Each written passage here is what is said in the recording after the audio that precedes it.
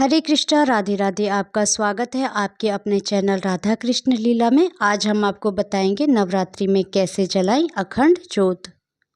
दीप प्रकाश का द्योतक है और प्रकाश ज्ञान का परमात्मा से हमें संपूर्ण ज्ञान मिले, इसलिए दीप प्रज्वल करने की परंपरा है। कोई भी पूजा हो या किसी समारोह का शुभारंभ हो, समस्त शुभ कार्यों का आरंभ दीप प्रज्वलन से ही होता है।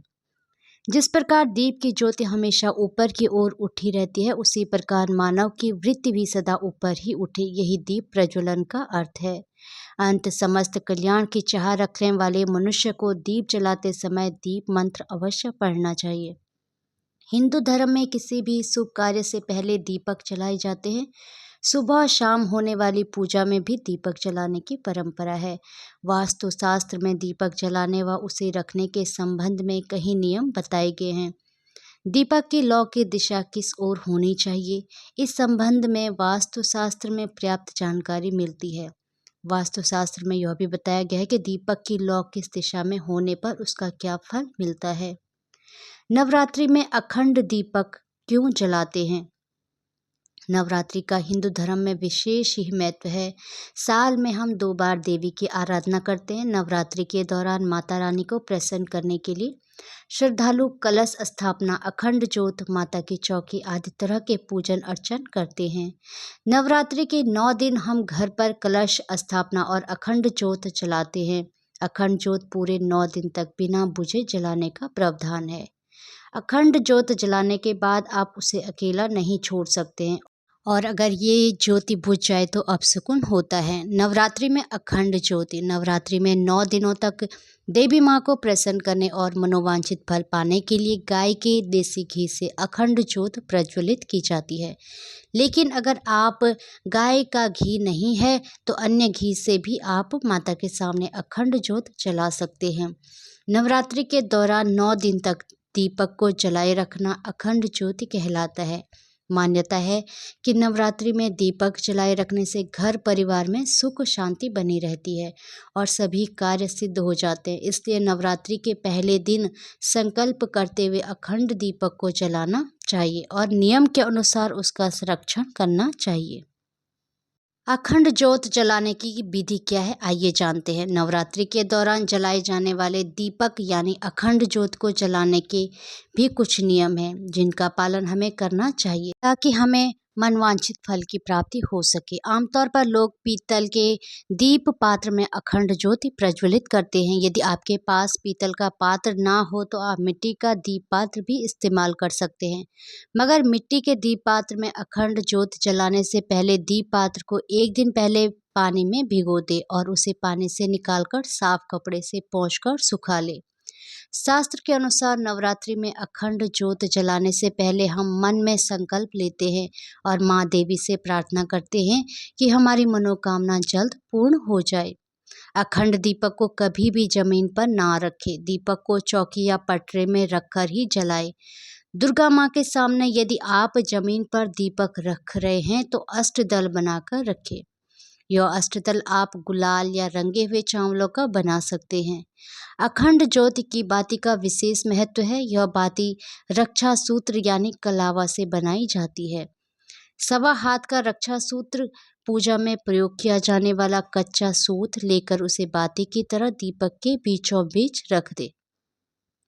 अखंड ज्योत जलाने के लिए शुद्ध घी का इस्तेमाल करना चाहिए। यदि आपके पास दीपक जलाने के लिए घी ना हो तो आप तिल का तेल या सरसों के तेल का भी दीपक जला सकते हैं, मगर ध्यान रखें कि इनमें सरसों का तेल शुद्ध हो और उसमें कोई मिलावट ना हो।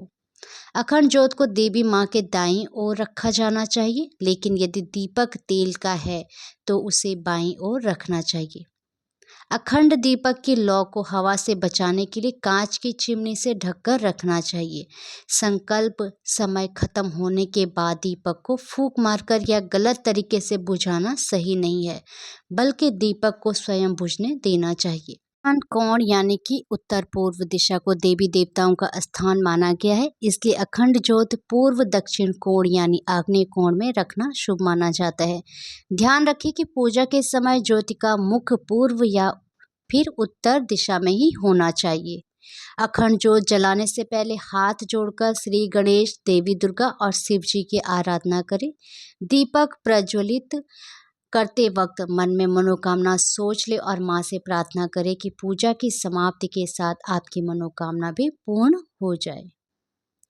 अखंड ज्योत जलाते वक्त यह मंत्र पढ़े, ओम जयंती मंगला काली भद्रकाली कृपालिनी दुर्गा क्षमा शिवा धात्री स्वाहा स्वधा नमस्तुते। दीपो ज्योति परम ब्रह्मा दीपो ज्योति जनार्दनम दीपो हरतु मे पापम संध्या दीप नमस्तुते। शुभम करोति कल्याणम आरोग्यम धन संपदा शत्रु बुद्धि विनाशकाय दीपिकाय नमस्तुते। अखंड ज्योत जलाने के शुभ नियम। नवरात्रि में अखंड ज्योत की लौ पूर्व दिशा की ओर रखने से आयु में वृद्धि होती है। दीपक की लौ पश्चिम दिशा की ओर रखने से दुख बढ़ता है। दीपक की लौ उत्तर दिशा की ओर रखने से धन लाभ होता है। दीपक की लौ दक्षिण दिशा की ओर रखने से हानि होती है। यह हानि किसी व्यक्ति या धन रूप में भी हो सकती है। किसी शुभ कार्य से पहले दीपक जलाते समय इस मंत्र का जाप करने से शीघ्र ही सफलता मिलती है। अखंड ज्योत की गर्मी दीपक से 4 अंगुल चारों ओर अनुभव होनी चाहिए। ऐसा दीपक भाग्य उदय का सूचक होता है। दीपक की लौ सुनहरी जलनी चाहिए, जिससे आपके जीवन में धन धान्य की वर्षा होती है और व्यापार में प्रगति होती है। अगर अखंड ज्योत बिना किसी कारण के स्वयं बुझ जाए तो घर में आर्थिक तंगी आने की संभावना रहती है। दीपक में बार बार बातें नहीं बदलनी चाहिए। दीपक से दीपक जलाना भी अशुभ माना जाता है। ऐसा करने से रोग में वृद्धि होती है और मांगलिक कार्यों में बाधाएं आती हैं। मिट्टी के दीपक में अखंड ज्योत जलाने से आर्थिक समृद्धि आती है और चारों दिशाओं में आपकी कीर्ति का बखान होता है। नवरात्रि में दीपक जलाए रखने से घर परिवार में सुख शांति एवं पितृ शांति रहती है। नवरात्रि में घी एवं सरसों के तेल का अखंड दीपक जलाने से तत्व रहित शुभ कार्य सिद्ध होते हैं। नवरात्रि में विद्यार्थियों को सफलता के लिए घी का दीपक जलाना चाहिए। अगर आप वास्तु दोष से परेशान हैं तो उसे दूर करने के लिए वास्तु दोष वाली जगह पर तिल के तेल का दीपक जलाकर रखना चाहिए। शनि के कुप्रभाव से मुक्ति के लिए नवरात्रि में तिल के तेल की अखंड ज्योत शुभ मानी जाती है। नवरात्रि के पहले दिन घट स्थापना के लिए शुभ मुहूर्त 6:15 से सुबह 7:22 तक शुभ मुहूर्त बन रहा है। इस साल आश्विन शुक्ल पक्ष की प्रतिपदा तिथि 3 अक्टूबर को प्रातः 12:18 से 4 अक्टूबर प्रातः 2:58 तक रहेगी। नवरात्रि के पहले दिन घट स्थापना के लिए सुबह 6:15 से सुबह 7:22 तक शुभ मुहूर्त बन रहा है। हरे कृष्णा, राधे राधे। भगवान श्री कृष्ण और राधा रानी की कृपा आप सभी भक्तों पर हमेशा बनी रहे।